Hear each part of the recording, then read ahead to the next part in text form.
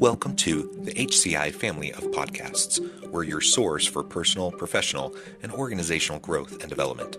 We share our own original research, explore industry trends, and interview executives and thought leaders from across the globe. Join us for practitioner-oriented content around all things leadership, HR, talent management, organizational development, and change management. Maximize your personal and organizational potential with the HCI family of podcasts. Jen Recla, welcome to the conversation today. Thank you so much for having me. It is a real pleasure to be with you. You're joining us from Colorado. I'm south of Salt Lake City in Utah.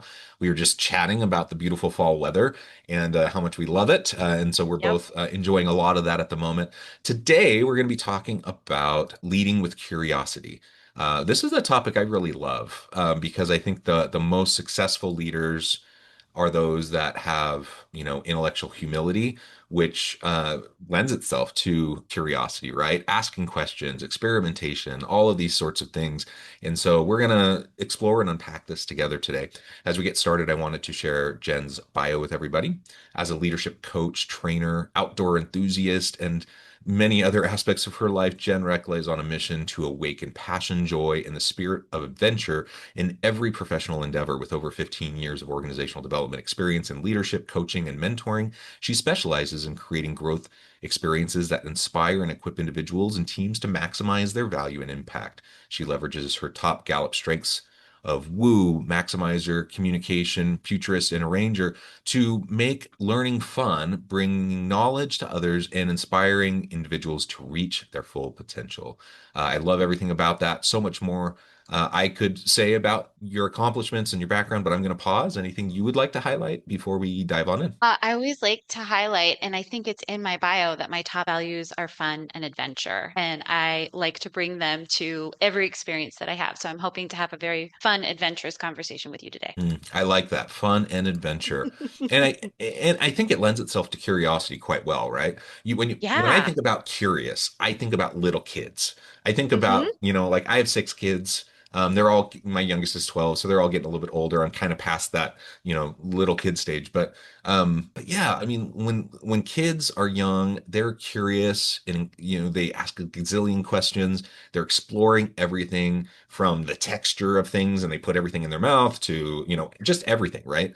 And that level of curiosity has with it, fun, imagination, and those sorts of elements. And at some point, we start to kind of put that aside. I don't know if it's the school system, just society as a whole, norms and values and things like that get kind of imposed on people. But ultimately, we all kind of quote unquote grow up. We stop being so curious, a lot of us. Yeah. We stop having so much fun, and we stop asking so many questions.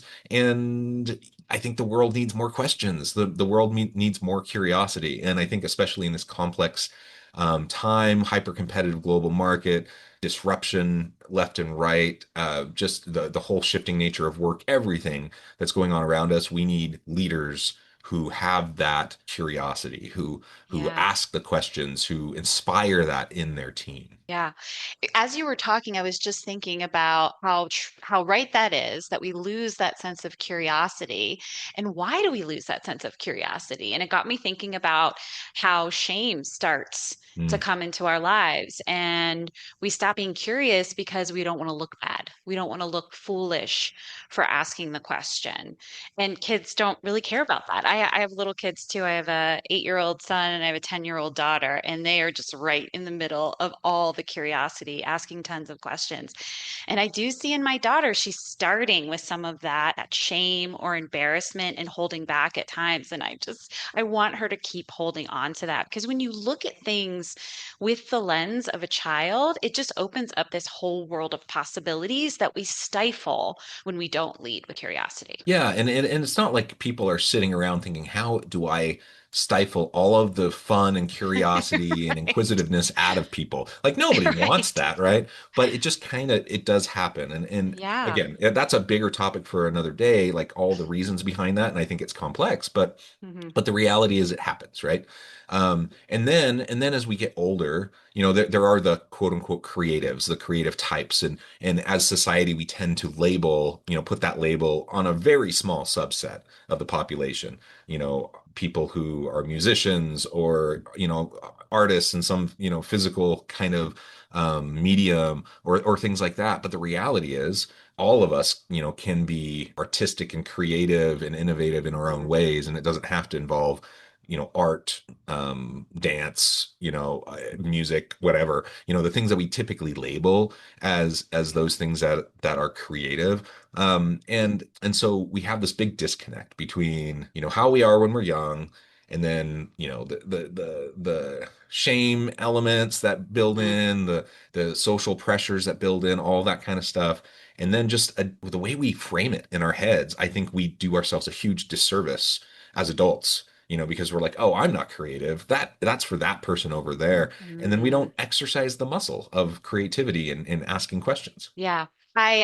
There's a book that I always recommend to leaders that I work with. It's called Multipliers. I don't know if you've ever heard of Yeah. it by Liz Wiseman. And I read it a few years back, and it was just so eye-opening to me, all of the ways that we accidentally diminish others. And there is an experiment I tried out with my kids from the book. I don't remember what the story behind it was, but Liz Wiseman, it was recommended to her to spend a whole evening just asking questions. And so I said, oh, I'm going to try this with my kids. So I pick them up from daycare, and that's it. I'm just going to communicate with them in questions the rest of the evening. Number one, it is really hard to only dialogue in questions. But the second thing that happened was I had one of the best conversations with my daughter. I think at the time she might have been 7 or 8.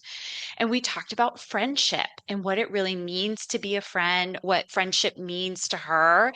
And I remember the next day when I picked her up from daycare, she said to me, "What questions do you have for me today?" I It love was just so that. cute, right? And it really hit home for me to take a step back more, to listen more, to ask more questions, and not of just of my kids. I was leading a team at the time as well, but I need to not be the person that's talking so much. I need to not be the person that's coming up with the ideas and problem solving, because I'm doing a disservice to the rest of the team who has great ideas, who want to grow and learn. And I'm taking that away from them when I don't lead with curiosity. Yeah, I love that. And I want to drill in on what that means, leading with curiosity. I think we're getting a feeling for it. Yeah. But I love the conversation driven only by questions.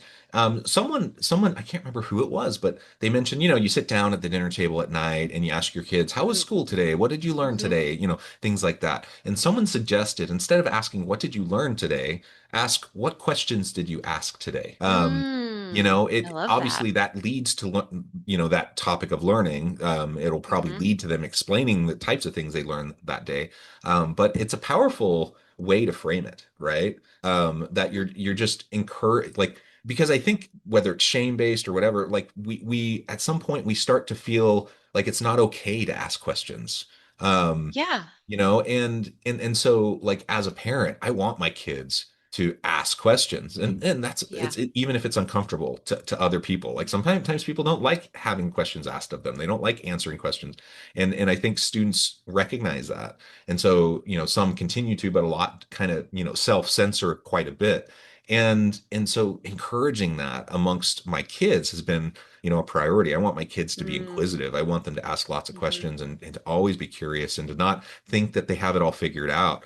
And let them know that I don't have it all figured out. Like, Right? just because I'm in my mid 40s, I've lived a decent amount of life at this point. I'm still trying to figure out what I want to do with my life. Like, I don't know, Yeah.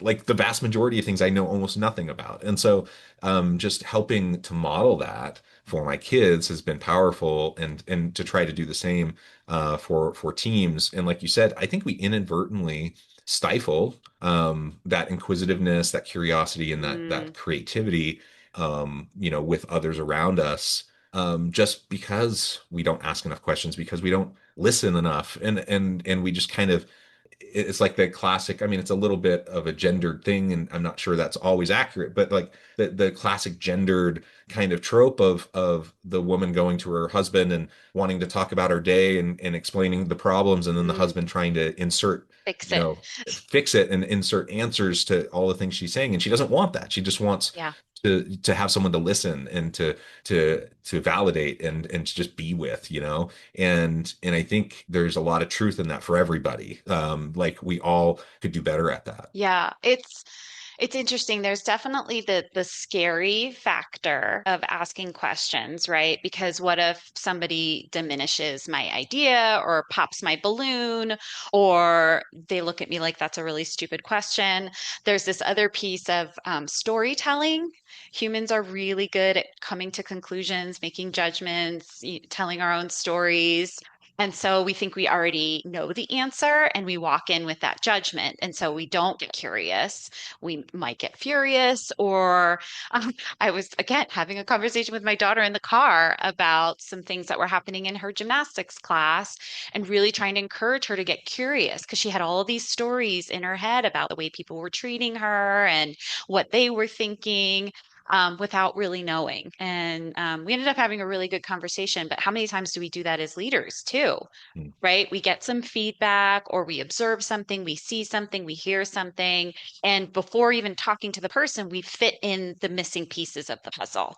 And we have our story, we have our conclusion, we come back to that person with that conclusion or that judgment call, and we're not right, or they automatically go on the defensive. We don't have a productive conversation, and then we get frustrated because there's this conflict and it's just like this downward spiral that continues. So leading with Yeah. curiosity is really not stepping in with those stories. It's you're not going to get rid of them completely, but hold on to those stories as hypotheses, not Mm. knowing all the answers that you really want to understand if the story you're telling yourself is true or not. So when you're digging into curiosity, it's about understanding the other person's perspective. It's about having a two-way, bi-directional dialogue with the other individual and making them feel valued and heard. Because that's what you want to get to with your employees, that your team members.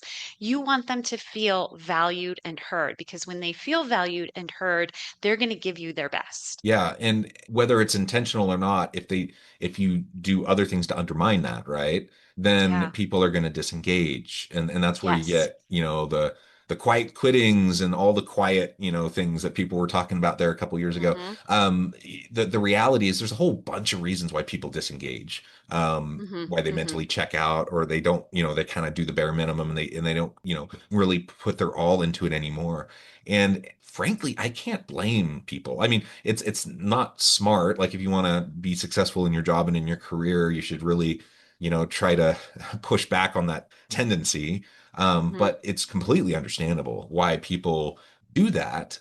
Because there's Yeah. only so many times you're gonna like put yourself out there with a leader, and then if they kind of shut you down every time, or in some way, you know, impose this false narrative onto you, then you don't feel like it's safe anymore. Right. And then at that point you just kind of hunker down and you know you're like, I'm just gonna, you know, do whatever I have to do, and I'm gonna stop putting myself out there. I'm gonna stop Yep. asking questions. I'm gonna stop giving ideas. I'm gonna just hunker down. And you know, I suppose there's a time and a place for that, but as a whole, like if that's the type of organization we're leading, you know, creativity is out the window, innovation is Mm-hmm. out the window, and we're Mm-hmm. just going to totally stagnate. Yeah, well, that's where that quiet quitting comes into place. And then there's this image in engagement. There's an employee engagement image I've seen where it's a bicycle and there's lots of wheels on the bicycle, and you have all of these people that are trying to get the bicycle forward, but then you have one or two people at the back that are Yeah. driving the bicycle in the wrong way, right? Or there's people in a boat and they're trying to take the water out of the boat while the person in the back is poking holes in the boat, right? So, one or two people that are quietly quitting or even actively disengaged can bring down an entire team. And that is again another opportunity to really get curious, to figure out what's going on here. Is it that perhaps their strengths are not aligned with the work that they're doing? Is there something else that's going on outside of work? Could it be me, right? Am I doing something or not doing something? Am I actively seeking feedback from people so that I'm continuously working on myself because we're all works in progress. There is no arrival to being the best leader out there. There's always space to get a little bit better every day. And so I think that is another piece of leading with curiosity. It's always asking, how can I get a little bit better? How can I do a little bit better? How can I really create the best environment for the people on my team to grow and thrive? Yeah, and you referred to it earlier as having a hypothesis. So like I love Yeah. that mindset, like a the scientific method mindset of let's of experimentation, formulate a Yes. hypothesis. It's human nature. We're all going to do it. So like there's no way around that. So let's not pretend like we're not going to draw conclusions from from limited Right. information. Let's just Yeah. understand what it for what it is. It's information. It's a conclusion drawn from limited information and while that based on past experience, and it may bear out, like, you know, we may have intuition that, you know, has served us well in the past, and we may have seen something, you know, that matches up with what we have observed today. And so we think we know, and it may pan out the way we think, but so Hmm. often it doesn't, or at least there's nuance to it that maybe Yeah. we weren't attributing to it. And so just recognize that yeah, we all do that. It's human nature, but we're going to have an innovation mindset. We're going to have an experimentation mindset. We're going to hypothesize. And that just means that we're willing to set our conclusion aside once we get more information. Yeah. And that's a really mature way to go about life. You know, it's kind of funny in society today, we're so polarized, like politically, socially, economically, like Mm-hmm. there's so much divisiveness. And I'm like, man, if people could just be curious and not think that they have everything all figured No. out all the time, and just be open to new information, that may confirm what they already think they know, or it may disconfirm and might help reshape what they think they know.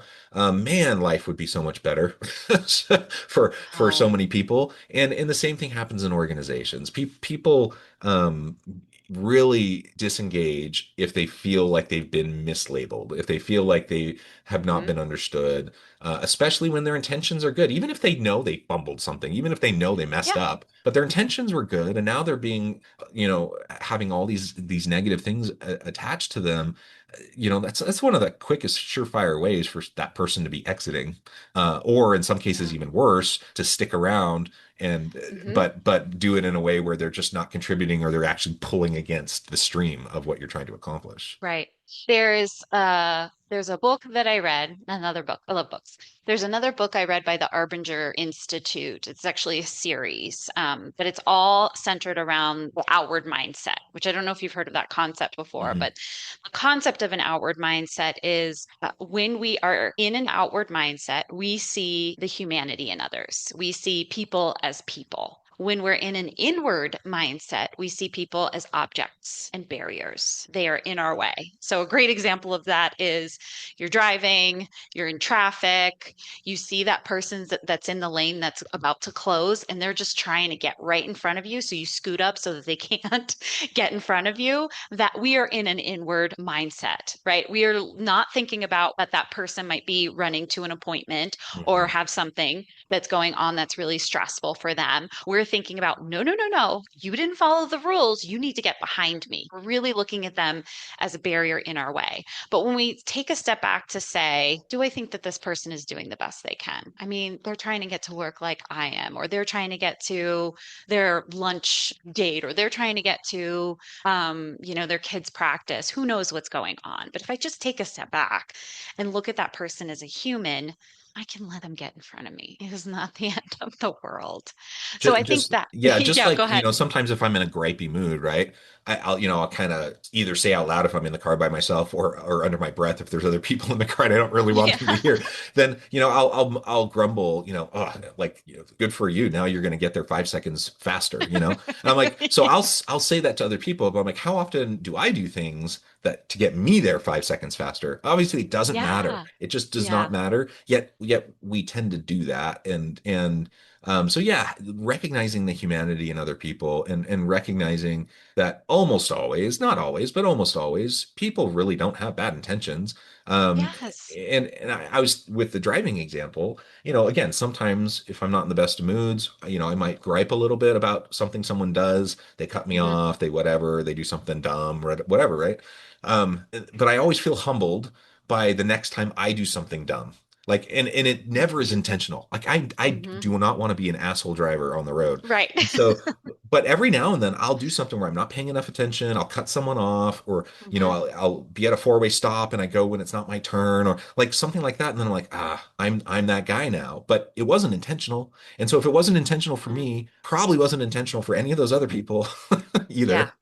Yeah, I mean, it's just we really are all just trying the best that we can. I lean into that belief that we have different backgrounds, we have access to different resources. So given that, we really are, we don't wake up in the morning. I think most people don't wake up in the morning and think, whose day could I ruin today? Right? They really, really do want to try, but we get in our own way. Our ego gets in our way as well.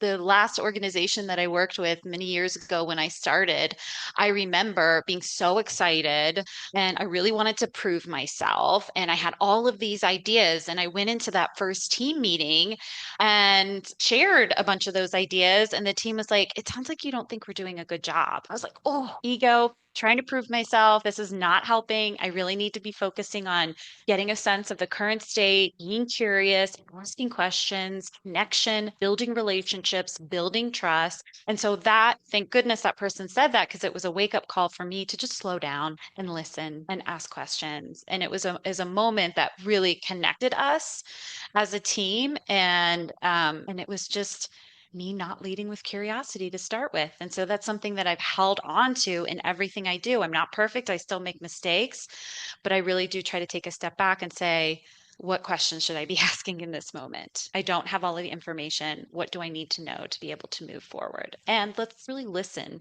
genuinely listen to what the other person has to say. Yeah. Well, I love that humility that you were able to take that feedback and build from it and build those relationships. To flip the coin a little bit, Hmm. also ego on their side, right? Like they're like, "What? You don't think we know what we're doing?" Blah blah Right. blah. Like that, it's a false narrative both ways, right? Like, Sure. and you genuinely wanted to help, and they didn't hear, it sounds like they didn't really hear what you were suggesting, or maybe you had like the next great idea that they shut Hmm. down simply because they weren't open to it. And so it really does go both ways. And as a It leader, does. that's our job, right? Yeah. That's one of the things that we have to do in that kind of an environment is to pull the young you aside, and say, hey, thank you for all the input. Just so you know, blah blah blah. Like help better understand how to navigate that for the team. Like let's listen to this person and what they have to contribute because there may be something great here. And I think of like a Phil Jackson, a basketball coach Mm. with the Bulls and the Lakers, won a gazillion championships.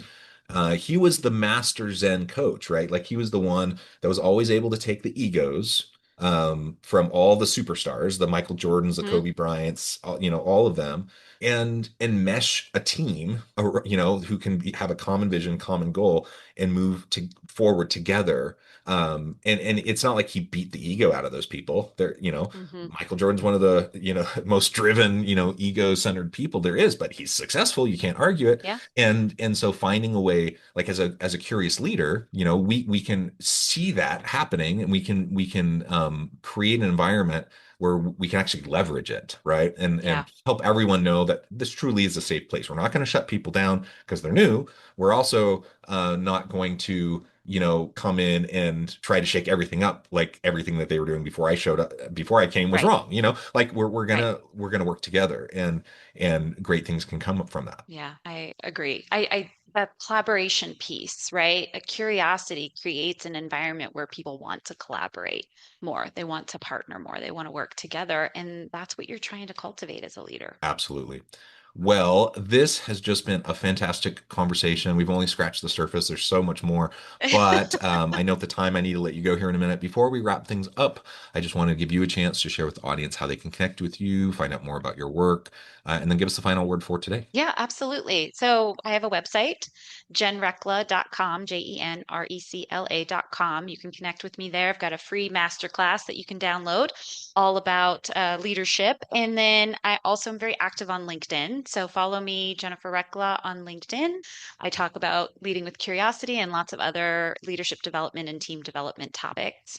And I just love this topic. It is something that when all else fails, just start with curiosity. I love it. When all else fails, ask more questions, Yes. remain curious. Thank you, Jen. It's been a real pleasure. I encourage the audience to reach out to get connected, find out more about what Jen can do for you. And as always, I hope everyone can stay healthy and safe. They can find meaning and purpose at work each and every day. And I hope you all have a great week.